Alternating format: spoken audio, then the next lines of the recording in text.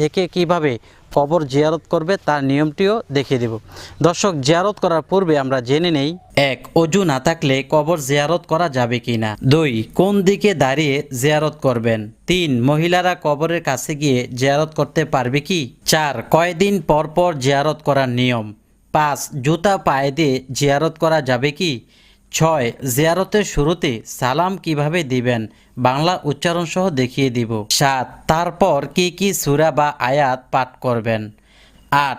যে দোয়া দরুদ পারবে না সে কিভাবে কবর জিয়ারত করবে তাও আমি বলে দিব। প্রিয় দর্শক, এই 8টি প্রশ্নের জবাব দেওয়ার পূর্বে আমি আপনাদেরকে অনুরোধ করব ভিডিওতে একটি লাইক দিয়ে চ্যানেলটি সাবস্ক্রাইব করে পাশে থাকা বেল বাটনটি চেপে রাখার জন্য।